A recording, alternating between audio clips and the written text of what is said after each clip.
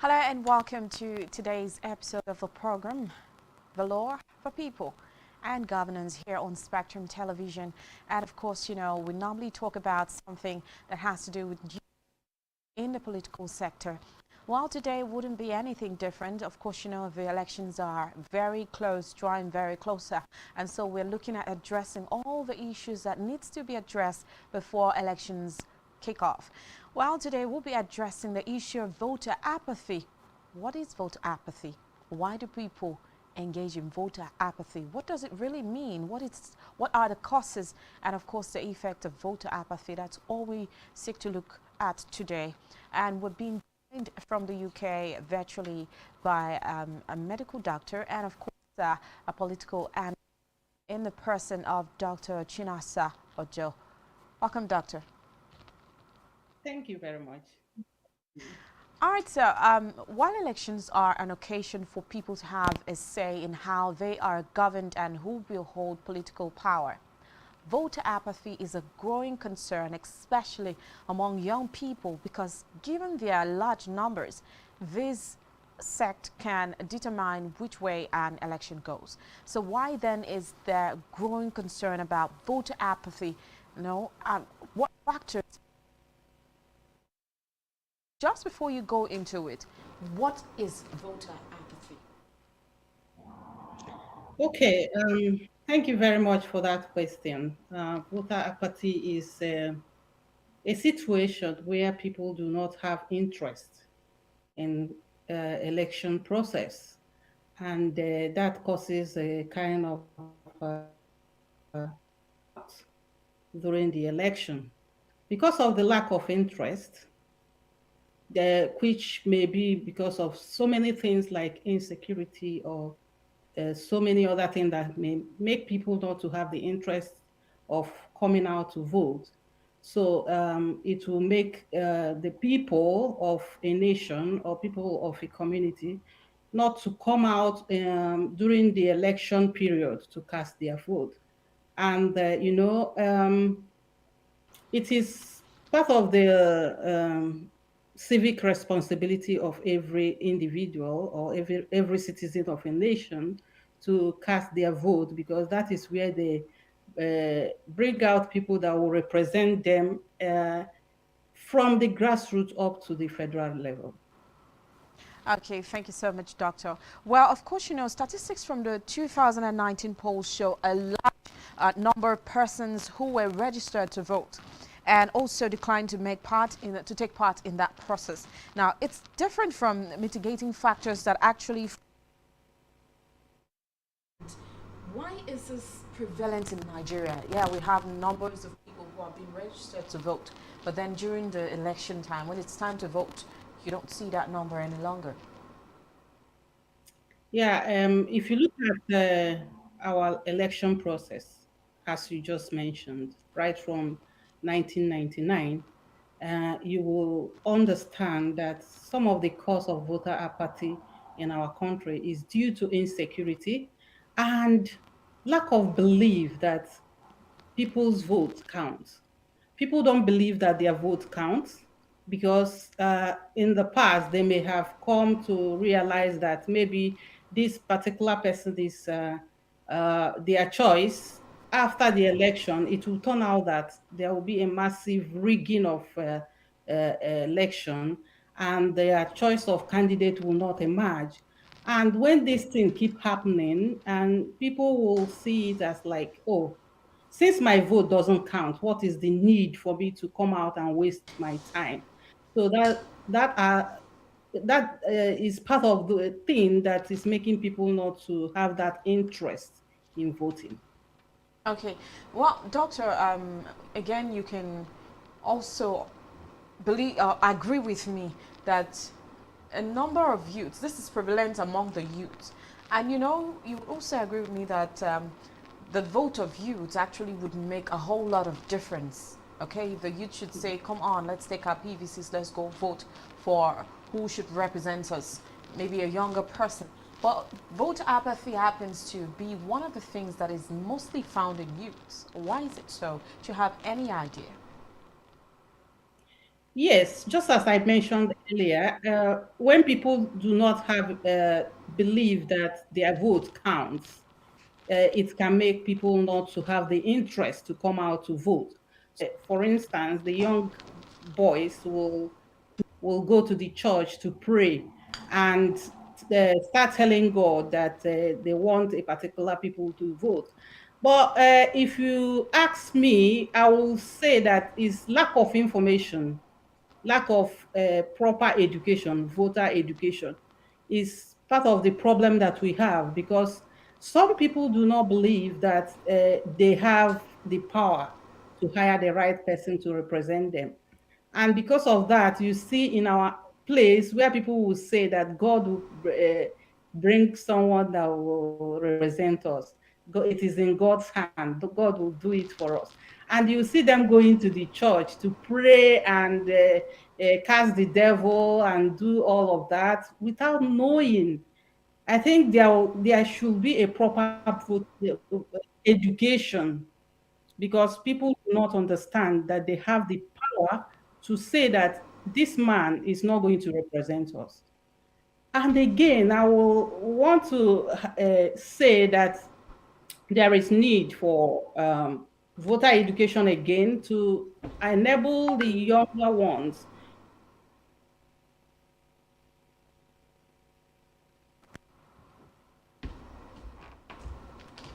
All right, so I guess network is a bit creepy today, but we'll just hope that something is going to happen, something positive. So we'll talk about this issue because voter apathy is actually something that has happened over the years.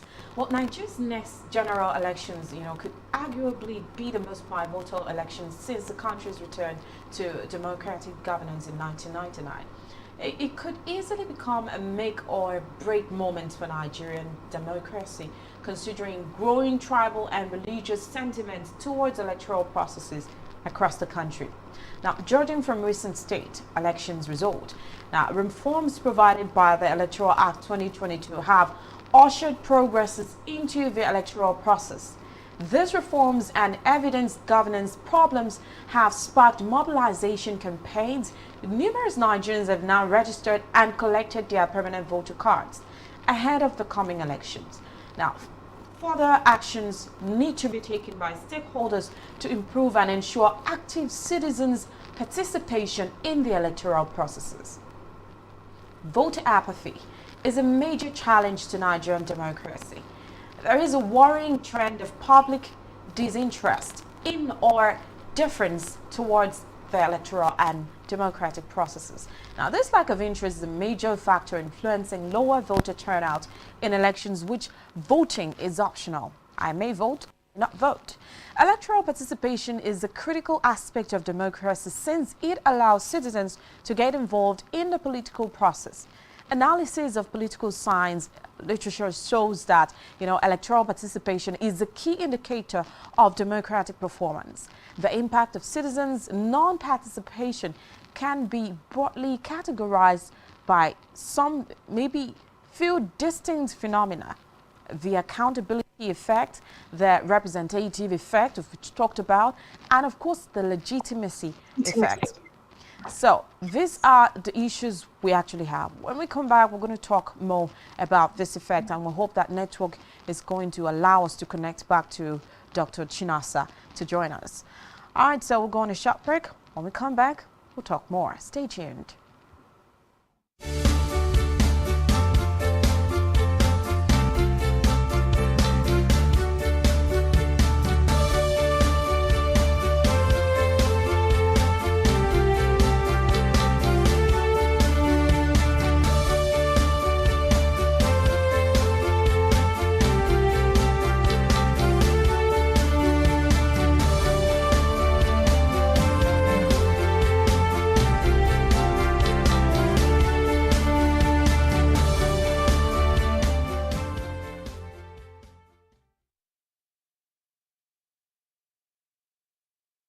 All right, welcome back. That short break is still the program, The Law of the People. and governance here on Spectrum Television. And I already told you, my name is Rachel David Wise. We've got a guest joining us from the UK in the person of Dr. Chinasa Odo. She is a political analyst. And today we're taking a look at voter apathy, the causes, the effects, and of course how to counter these problems. Well, this program is quite participatory, so you can join us through the phone number displayed on the screen.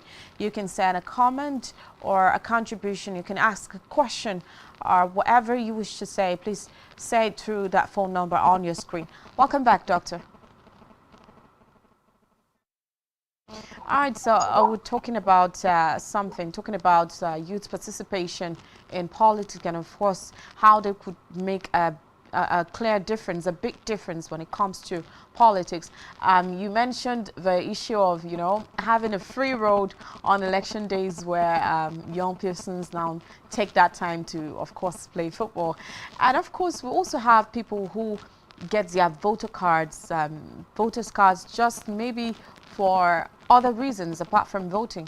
Oh yeah, if I want to open an account at the bank, they're going to ask for it. Or if I want to go to work or go to school or apply for anything, they would ask for it. So let me get it. Yeah, we have people like that. They actually collect their PVC for official purposes, just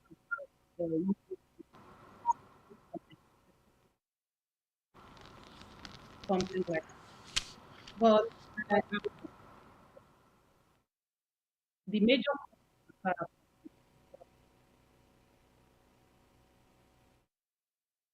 in the country of Nigeria, when they put the vote doesn't count, the electioneering process of Nigeria will not produce the right person. For instance, if you Excuse look me, at the doctor. primary election, Hello, doctor.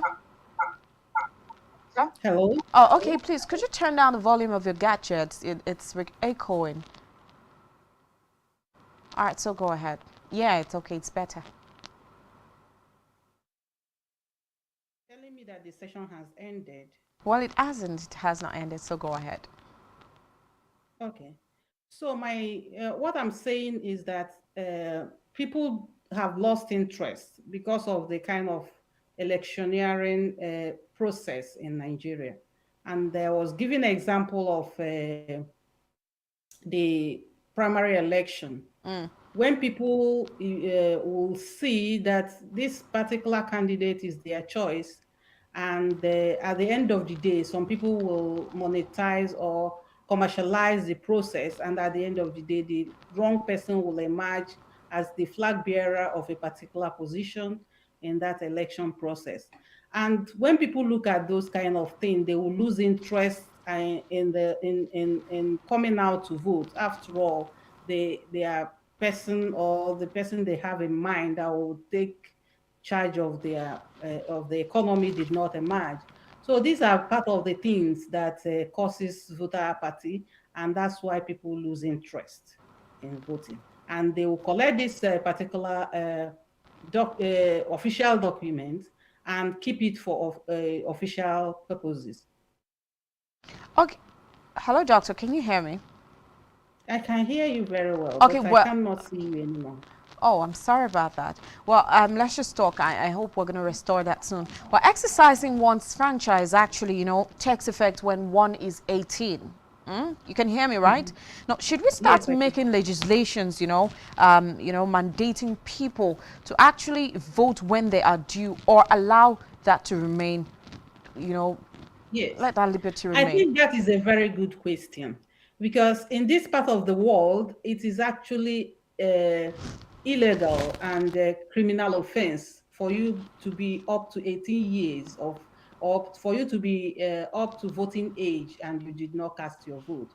So I am thinking that Nigeria should queue up in that process and start criminalizing that people that do not participate in the election period.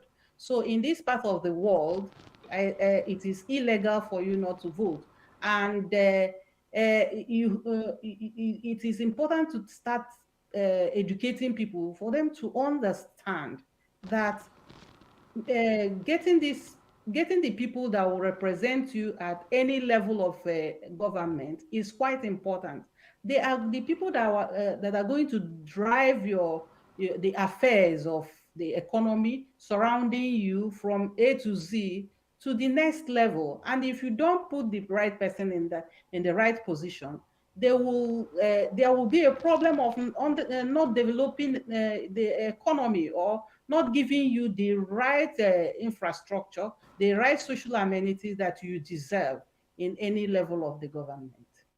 Okay, so doctor, we've taken time, to talk about the causes, and of course, you've also, shared something about, making it compulsory to vote at the age of 18 years, if it could be introduced in Nigeria. Well, I will hope that the government will take a look at that. But just before we go on again, now we've talked about the causes. Let's take a look at the effect of voter apathy, and also trying to examine the past elections and what are the dangers that voter apathy have cost us so far. I think it is quite dangerous, because at the end of the day, you see people that are not representing our affairs, people that will go there to siphon our commonwealth. Being in the, I think what it does is to put the wrong person in the right position, and at the end of the day, instead of them to develop our country, or instead of them to provide the needed social amenities for the community or for ourselves, they will siphon the money, keep it for their private use, and people will be dying in every aspect of the economy. Like, if you look at our roads, it is nothing to write home about. And in worst scenario, you see these people being disenfranchised, be impoverished, singing their song at the end of I think we need voter education, educating people to understand the danger of this voter apathy. Because instead of you to have the potable water, clean drinking water in your community, you will not have it. And when you drink all the dirty water around, you have to contract some diseases. And the roads are not done, because and people will start having accidents. It is the process of putting the wrong people at the wrong in the right place. But when the young people get involved in the electioneering period, they will be able to say, oh, this person is worthy to represent us. From councillor level up to presidential level, it is quite important, and I urge all the youth to get involved in this in election. All right, doctor, before we go, because I know there are lots more effects than just one, haven't you seen a situation where people go out to vote? Yeah, they vote for who they feel is the right person. And once the person gets to the office, it still does the same thing, runs away, no provision of basic amenities and the rest. At that point, even still blame voter apathy. Yes, I think such situation comes up. But it is still our responsibility to look at those people that have not represented us well and vote them out in the next election. So they will still come back to ask you for votes. And we have to look at the political parties and their manifesto. We have to ask questions. We have to get them in to debate. You have to ask some fundamental questions to understand what they have for us, to ask them questions on what they have for the people. If they are unable to tell us what they have, we will not vote for them. So I am telling the younger ones that when you get involved, you have to ask questions. What is their manifesto? What do they stand for? What is their belief? What is it that they are bringing to the table? If those things are not there, if what you think that can be put together to represent you are not there in their manifesto, then you start asking questions. You look around, because what is killing Nigeria is this party loyalty. You believe that you are loyal to your party, and you see the next person that is okay, the manifesto is fine. You say that you are loyal to your party, and therefore you are not going to vote for the person. Even when they go to the cemetery to resurrect someone that is already dead, you still have to put that party loyalty in place. So it's quite ridiculous, and we have to change that mindset. Look at the person involved. Look at people that are going to represent you. Do they actually have what it takes to pilot the affairs of, of the nation, or to pilot the affairs within your constituency? If they don't have what it takes, you ask them critical questions. If they cannot answer it, don't vote for them. And we have to think about having independent party, people that do not affiliate with any kind of political party. And people, and when we start having this kind of thing, we will understand that we can have many choices before us. And when you weigh the options available, you will be able to make the right choice. Okay, Doctor. Well, you've talked about, having debates. Well, this year's election, of course, you've seen we'll have some debates. We've had town hall meetings, quite different ones. We've had them at Chatham House as well. Now, we've also asked critical questions, especially on the presidential candidates that are contesting in all political parties. And I'm sure you've listened to all of them. Would you say that indeed they are credible candidates that are worth being voted into office?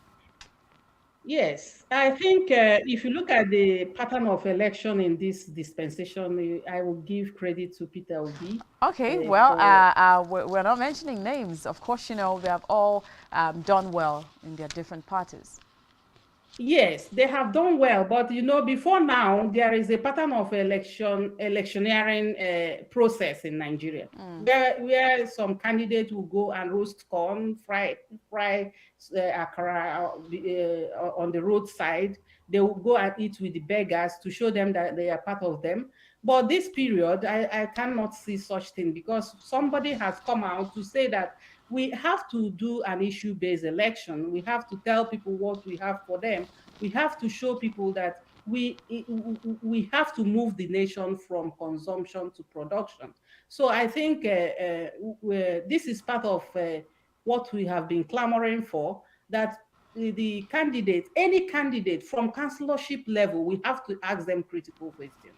Because if we are not asking them questions, they will not even understand that they are going there to work for us. They will just like feel that they are going there to have their turn, and they get as many money or whatever that is available. They will just get it and get away with it. Nobody is asking them questions. Nobody is taking anybody responsible for any mismanagement of anything.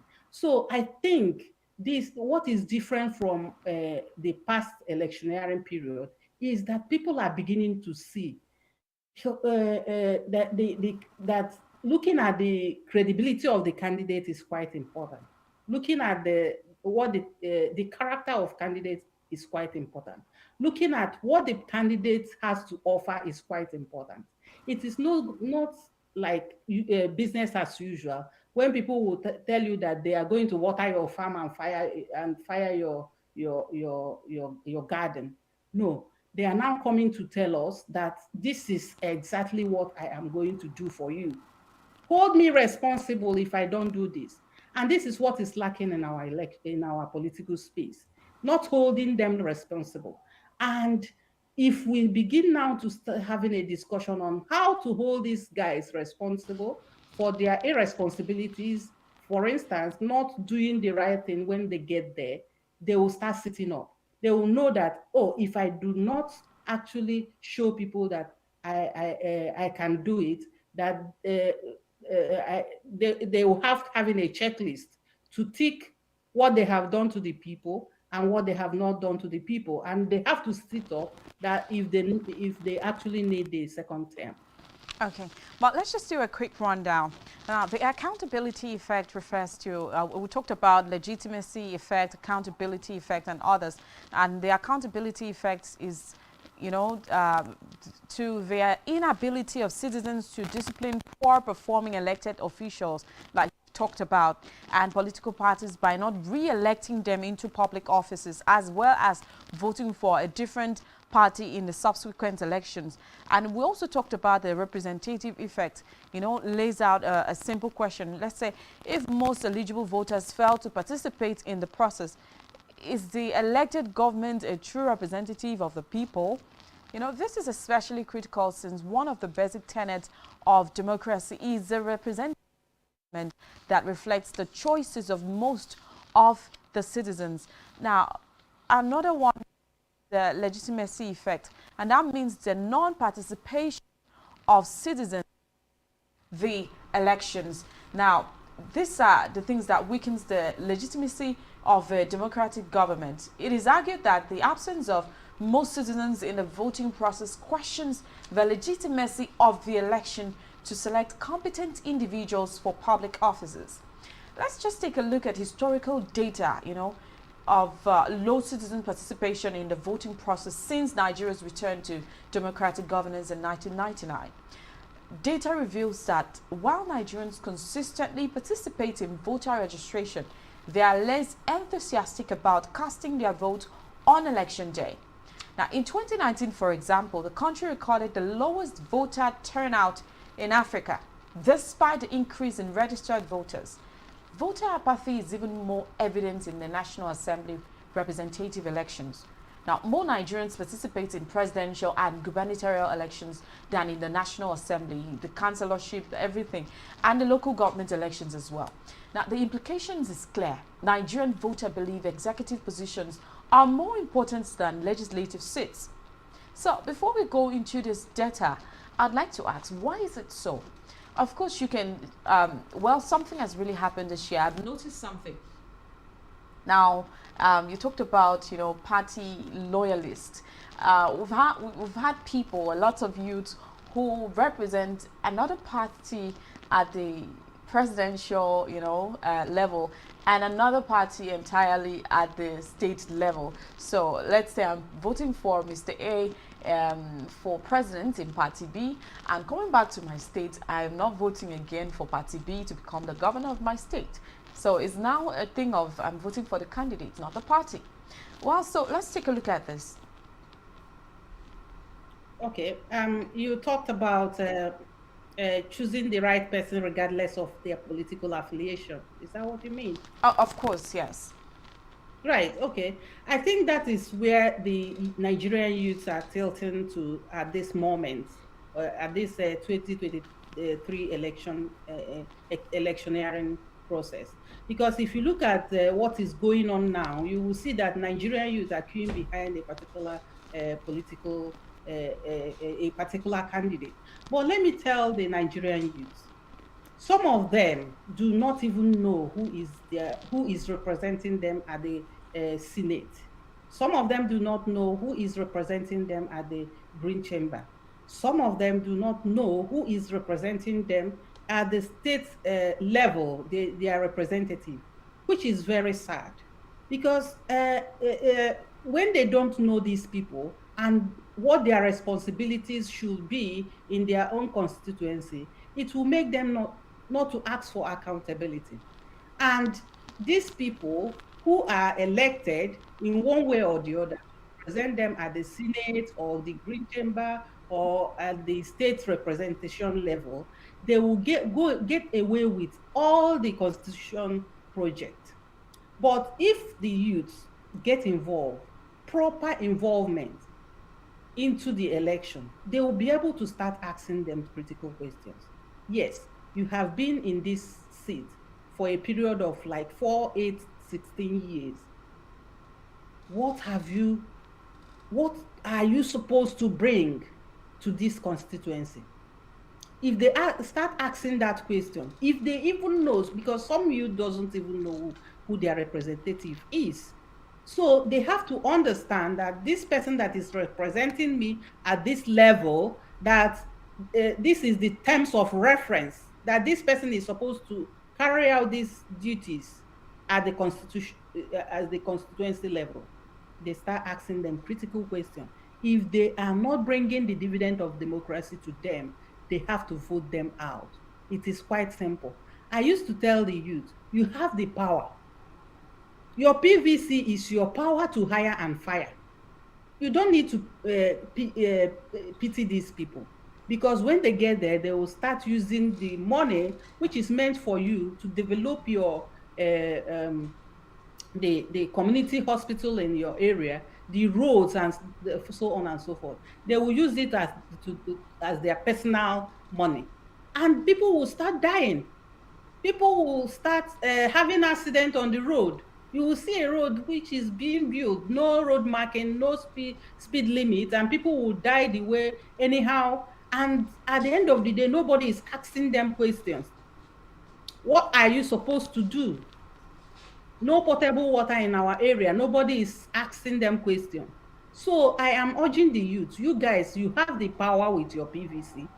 I am sorry at this point, we are no longer advocating for PVC collection because the end has come. Those that have collected their PVC, come out in mass and go and make a choice. If you make this choice at this point, you ask them questions. If they are not representing you well, get them out of the way at the end of 4 years, because they will come back with Maggie and crayfish to ask you for another vote. Okay, Tell them no. So you Vote them out. Doctor, They don't deserve your vote. you just advertised the product. All right, doctor. So let's take a quick look at the data. Just a summary. Data from Independent National Electoral Commission (INEC) on the past elections show that only a small percentage of Nigeria's voting population vote on election day. Now, unfortunately, this voting behavior might not accurately, rather, reflect the public's choice. Now, take the last general election as an example, where only data says 28.6. Okay, not the last, actually, the 2019 election, 26.6 million out of 82.3 million registered voters cast their vote or their ballots on election day. That was in 2019. Now, compared to the number of people that came out for the PVC collection, and despite the voter education, now voter turnout is the percentage of eligible voters who show up to cast their vote in an election. Statistics from INEC capture the disheartening trend in voter turnout in Nigeria's elections. Now, 52.3% in 1999, 69% in 2003, 57.5% in 2007, 53.7% in 2011, 43.7% in 2015, and 34.8% in 2019. Let's look at the presidential elections. Nigeria's return to representative democracy in 1999 yielded a 52.2% voter turnout with 30.2 million votes out of 57.9 million registered citizens voting. Both the number of the registered voters and number of the increased in the following elections in 2003, with 42 million out of 60 since the end of the military rule in 1999. Actually, sometimes we have a decline and we have an increase, a decline, and an increase. Now, with the number of the level of voter education, sensitization that we've had so far in this year's election. In as much as I'm advocating for criminalization of people that do not vote, I think this year's election will bring a change, because the youth, majority of the youth are now awake. They have understand that they have the right to make a good choice. So, and from that, I'm going to tell you that there will be a difference between what happened in the last and what is going to happen in few weeks to come. Hello, doctor. Can you hear us? Yes, I can. Yes. All right. So now let's just take a deep look at the the summaries again. In 2007, now despite an increase in the number of registered voters to, let's say, I think we had over 61567 036. Total votes cast significantly. It dropped to 35, 397,517, 57.5% voter turnout. Registered voters and total voters increased, yet respectively in 2011, and then dropped to 67.42 to 005, and also it dropped again. Now, 2019 was actually a disturbing and surprising election, for Nigeria. The number of registered voters shot up by almost 15 million to 82.3 million.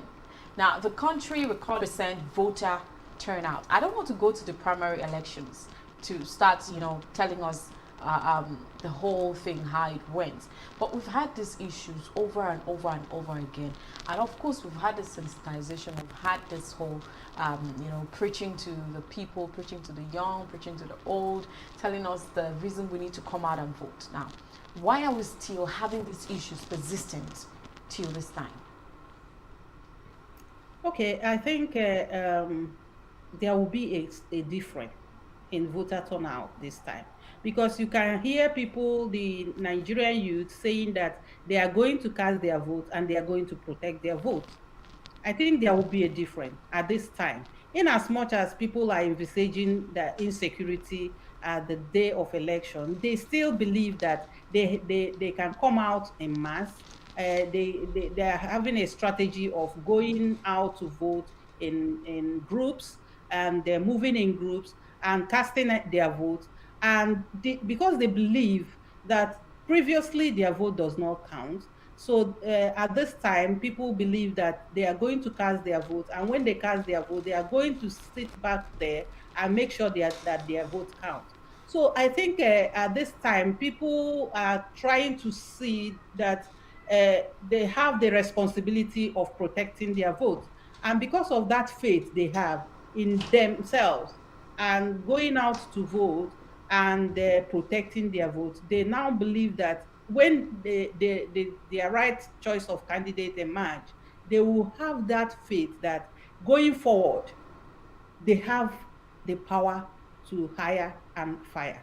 So at the point where, at the previous time when they were unable to see that their right candidate emerged, that brings that low interest in on the election day.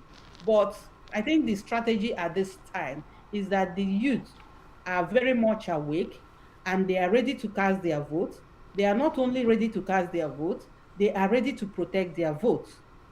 Okay, one last question. Now, the just concluded, um, electoral campaign in Lagos. I'm talking about the Labour Party rally in Lagos. We had a little bit of violence. Okay. Now, if the election environment is the problem, the political environment, if it's the problem, now how can we address this issue? So, we already saw a tip of it during the rallies. Now, what may happen? People are scared. What will happen on election days? Now, how can we address this issue before election comes? Yes, before now, all the political party candidates, they went to sign peace accord. What does that peace accord signifies? That they are going to talk to their supporters that there won't be a violence during the electioneering period. But what we saw during the Labour Party primaries in Lagos actually violated that peace accord agreement. And it is just Not primaries, just showing, the rally. I mean, the rally. Yes. Sorry. What we saw at that rally shows that there are pockets of violence here and there, and people were like seeing that on the day of election, something like that will come up. And I can tell you that the youth of Nigeria are rich strategizing, because it took them unawares of like those kind of violence. Because if you look at what happened in other states, they didn't record any kind of violence on supporters. And what I'm saying to political parties is to talk to their supporters, to actually understand that voting is not. Uh, People have their right to choose their political I mean, their candidate. And when someone makes a choice of a candidate, it is not going to be a war. We all cannot support one candidate. It will not be sweet anymore. We have to have that competition, the competitive aspect of it, making us to have choices. And when the choices are out there, people have the right to choose who they think that will represent their interest. And what happened in Lagos is just is quite it's quite sad. And I have to call on all the political parties to call their supporters to order and tell them that it is not a war.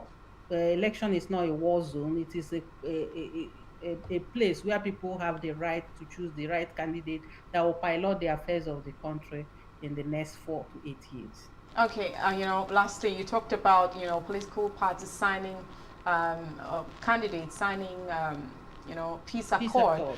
yeah, to talk to their supporters. How about talking to themselves, putting themselves on check?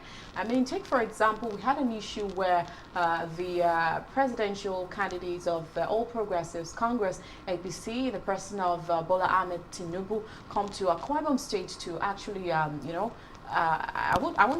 can't say it's head speech, when he came to rain insults on the governor of Akwa Ibom State. I think that kind of political campaign is quite archaic when people do not present themselves to the people by telling them what they are going to do for them, analyzing their manifesto to the people, educating them that this manifesto, how they are going to translate it to actually reflect what the people are expecting from them. I think the candidates of political parties should mind how they instigate violence, or how they talk to how they talk in the public, because it's a kind of it can incite violence when people talk don't watch what they speak in public. So I'm thinking that there should be a kind of a way to redefine the way you speak to the public, especially these candidates, because they are kind of role model. Their supporters are seeing them as role model, so therefore they are going to mind the way they speak and mind the way they instigate violence. All right, thank you so much, Dr. Chinasa Odo. One last word for the people. What's your advice as election comes too close? Yeah, my advice to people, especially the young ones, is that you are doing well, because we have not seen this kind of thing in the past, where the younger generation is actually coming out to say that they are going to vote for their choice of candidate, and they are going to protect their vote when they cast that vote. So this is a kind of a paradigm shift from what has been happening. So I want to commend the Nigerian youth for the effort they have been putting in place to tell themselves that they have the power. And I still want to reassure them that that power you have is your PVC. And when you go on out there to exercise your duty as the citizen of the Federal Republic, don't instigate any violence. Peacefully cast your vote. Everybody have a choice. Even if you have a choice to go to 140 bedded in the hospital and make someone there your candidate, you still have the right to choose the person. If someone decides to go to the cemetery and they zoom somebody and that person becomes your candidate, it is your choice. It is also another person's choice to say that a healthy person is, and a competent person is, who will represent them. So allow them to make their choices. What you do is to convince people that your own candidate is the best. Convince people, show them their manifesto, show them that this person have the mental capacity, this person have the character to represent us. because this person is having these qualities I'm telling you, he is going to pilot our affairs. All right, thank you So so don't much. fight. It is not a fight. It is a way to select a leader. Thank you so much, Dr. Chinasa Joe. Really appreciate your joining the show. Thank you so much. Thank you for having me. All right, so we've come to a close. Thank you so much for being part of the program, The Law of the People and Governance here on Spectrum Television. We're going to have this program again tomorrow sometime, and of course on Thursday as well. So stay tuned as we talk important things that affect the people, of course, government policies and how they affect you and I, and of course the way forward to making it possible for us to be able to cope with these policies. It's been a great time on the show with you. To stay tuned, don't forget to follow us on social media and subscribe to our YouTube channel, all of which you can find on our website, spectrumtv.ng. My name is Rachel David White. Good evening and happy Valentine's Day.